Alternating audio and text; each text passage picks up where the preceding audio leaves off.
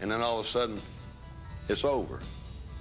I knew the drugs had him, they were going to get him, and there was no turning back. For years, fans believed Elvis was all about fame and music, not until an audio diary of Elvis himself was discovered at Graceland. After the tapes were digitized, the words they carried had nothing to do with music. Yet, whatever was on them, Elvis had gone to great lengths to make sure it was a secret. So, what exactly was he hiding? The hidden tapes in Graceland. The renovation of Graceland had been planned for months. The estate's management had decided that certain parts of the older structure needed reinforcement. The work involved pulling back walls, checking old pipes, and making sure the bones of the building were still strong enough to hold everything above them. Most of the workers expected a routine job. They expected dust, old wood, and maybe some wiring that needed replacing. Nobody expected to find anything that would change the course of history. But that is exactly what happened on that ordinary Tuesday morning in the back section of the property. The room was behind a false wall in a part of Graceland that most tours never reached. It was not marked on any of the original blueprints that the renovation team had been given. When one of the crew members noticed that the measurements of the hallway did not match the interior space, they stopped and looked more carefully.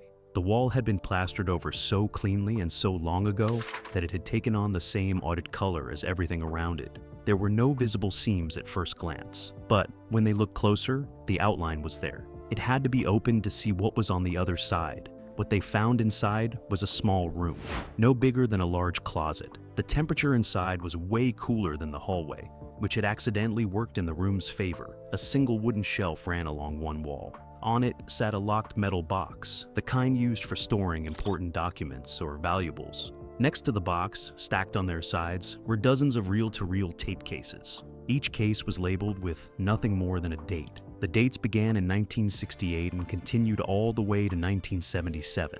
The last tape in the stack was dated just 3 weeks before Elvis Presley passed away. The renovation work stopped immediately. The estate's management was contacted, and within hours, a small group of people with authority over the Graceland property had arrived. The room was photographed and documented before anything was moved. The metal box was carefully transported along with the tapes. Yet nobody in that initial group spoke much. There was an understanding, without anyone having to say it out loud, that what was sitting in front of them was something extraordinary. The care they took, moving each item out of that room, reflected how seriously they understood the moment. The Elvis Presley estate confirmed, shortly after, that the voice, on a brief test recording, played from one of the less fragile tapes, was unmistakably Elvis. The confirmation came from people who had known him personally and from voice analysis conducted by an external team brought in specifically for that purpose. The decision was made not to release any details to the public until the full scope of what had been found could be understood. That period of silence lasted many weeks. During that time, only a very small number of people knew what was sitting in a climate-controlled room waiting to be properly assessed. The news eventually came out, as news always does. A brief statement from the estate confirmed the discovery without offering any details about the content of the tapes. That single statement was enough to send the world into a state of curiosity. Within hours of the announcement, historians, music journalists, and Elvis fans from every part of the world began speculating about what the tapes might contain. The fact that the dates covered nearly a decade of his life made the tapes even more significant. Those years were some of the most chaotic and transformative periods of his entire career. What made the discovery feel different from other posthumous revelations was the deliberate nature of the hiding. The room had not been a mistake, it had been constructed with intention. Someone had built that false wall to keep that space hidden, and the most logical conclusion was that Elvis himself had wanted it that way. He had been known as a man who kept things close. He had trusted very few people with the parts of his life that existed away from the stage. The idea that he had been recording himself, privately and regularly, for nearly a decade, suggested a man who needed an outlet that the rest of the world could not touch. The metal box, once opened by a locksmith, contained handwritten notes that appeared to correspond to the tapes. They were written in a casual, personal style, clearly never intended for anyone else to read. The handwriting had been confirmed as Elvis's through comparison with other known documents from the estate's archive. The notes did not explain everything, but they made one thing clear. The tapes were not musical recordings. They were something far more personal. They were a record of his thoughts, his feelings, and his private life, spoken aloud in his own voice, in whatever moments he had found to be alone with the truth. Racing against time, the digitization process. The tapes arrived at the conservation facility inside a transport case. Every precaution had been taken during the move. The team waiting to receive them had been selected based on their experience with fragile audio materials. These were not people who worked with ordinary recordings. They had spent careers handling the kinds of materials that existed in only one form, in only one place, with no possibility of replacement if something went wrong. The weight of that responsibility was something each of them understood before the cases were even opened. The moment the transport arrived, the work began. The first assessment was visual. The tape itself told a story before a single second of audio was heard. Some reels showed signs of vinegar syndrome, a chemical breakdown that causes acetate tape to smell sharply of vinegar and become brittle over time.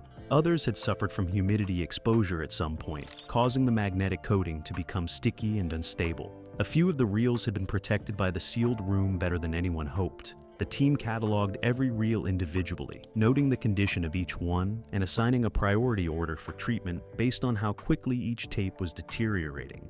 The process of baking the tapes came first for the most damaged reels. This was a standard but delicate procedure in which tapes suffering from sticky shed syndrome are placed in a calibrated oven at low heat for a number of hours. The heat temporarily reverses the breakdown of the tape's binder layer, making it stable enough to play without the magnetic coating shedding onto the playback heads and destroying both the machine and the recording. In the process, the team had done this hundreds of times before, but doing it with these particular tapes added a layer of pressure that no amount of professional experience could fully absorb.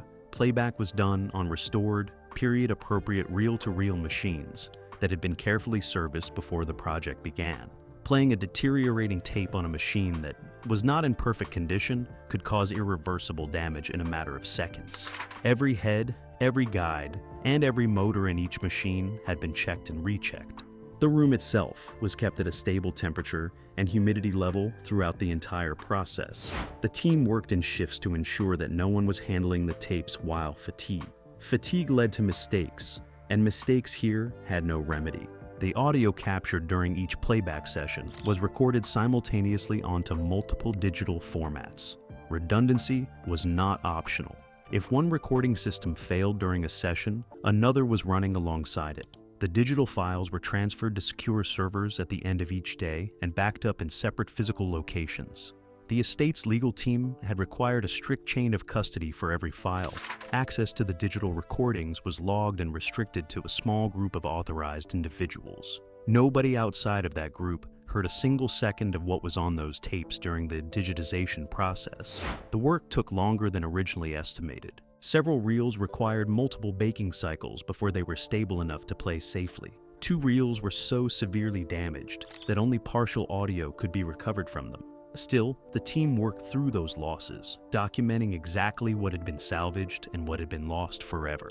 There were moments during the project when the scale of what they were preserving became difficult to set aside professionally. The voice coming through the speakers was one of the most recognized voices in human history. Hearing it in this context, without music, without performance, was something none of them had been prepared for. Transcription ran parallel to the digitization work.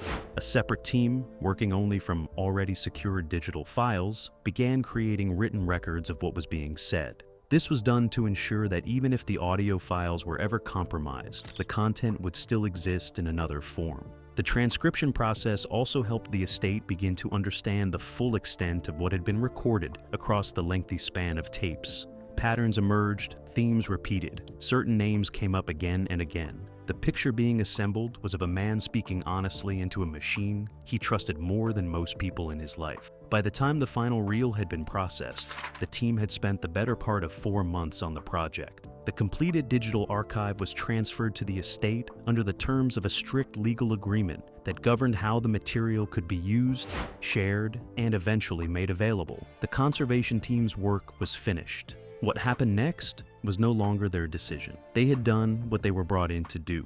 They had taken something that was close to being lost forever and made sure it would survive. Whatever the tapes contained, the world would now have the chance to hear it. Confessions about Elvis's life.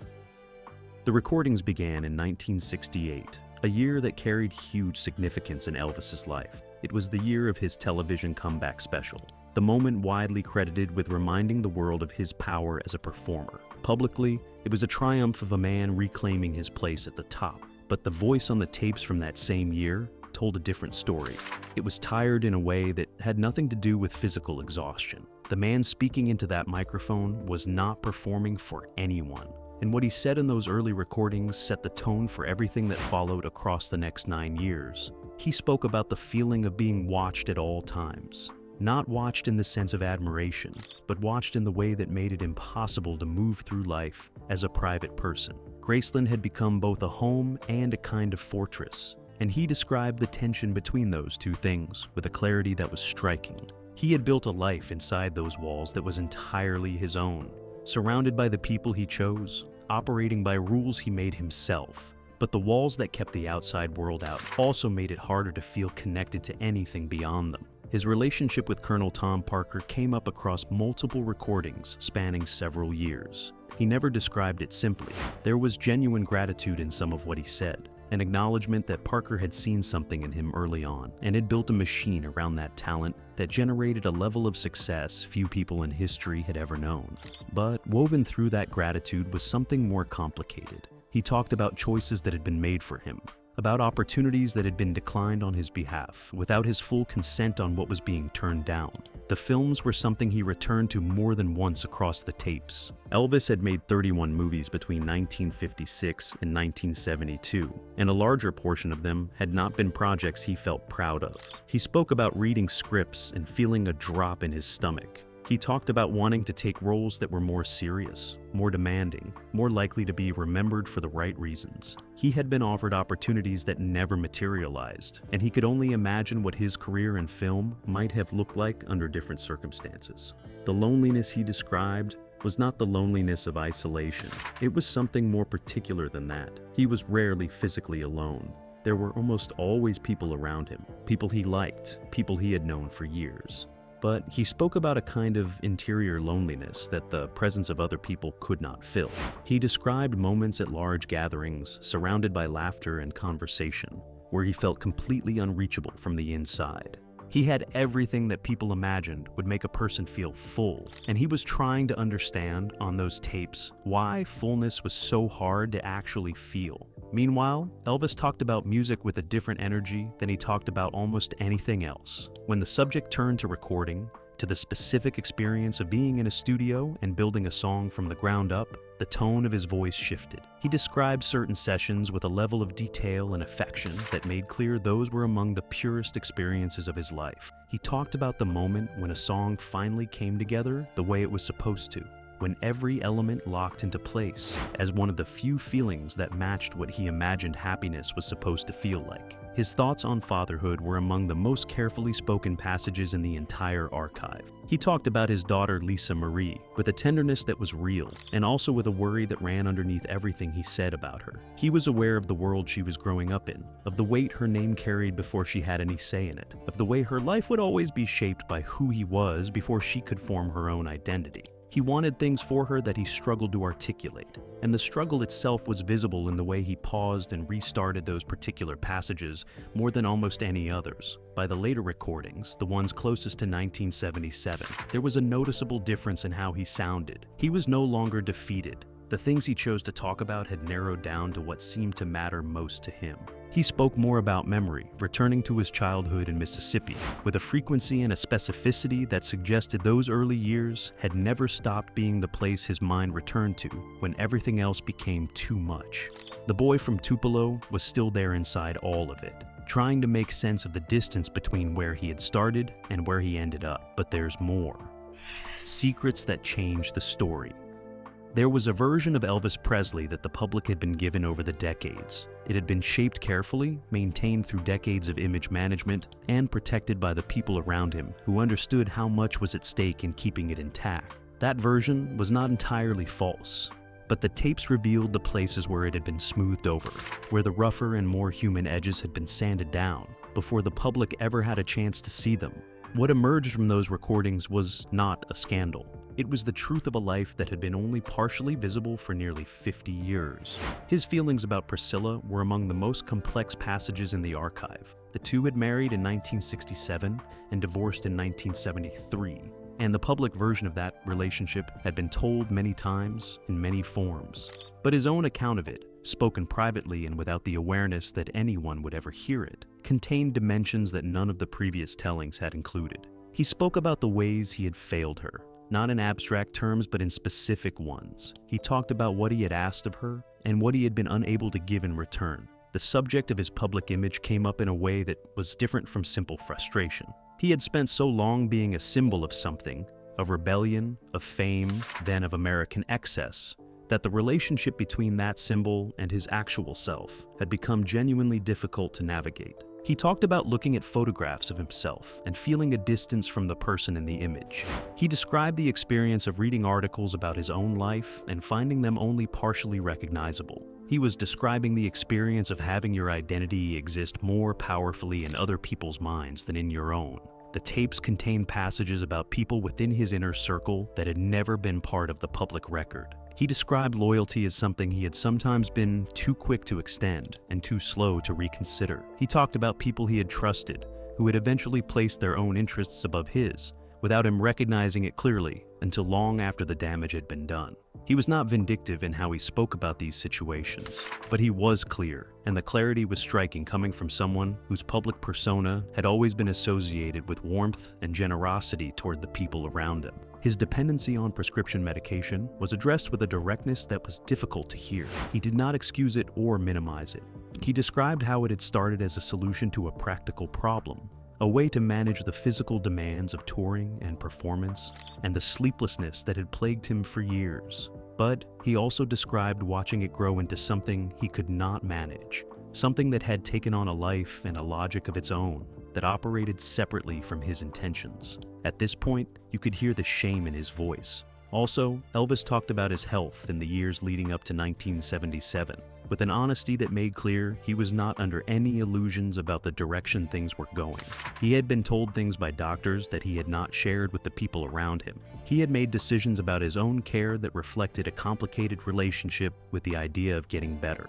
There was a sense in those passages that he understood what was happening to him, and had chosen on some level to allow it to continue rather than undergo the kind of complete transformation that recovery would have required. The passages about legacy were unexpected in their tone.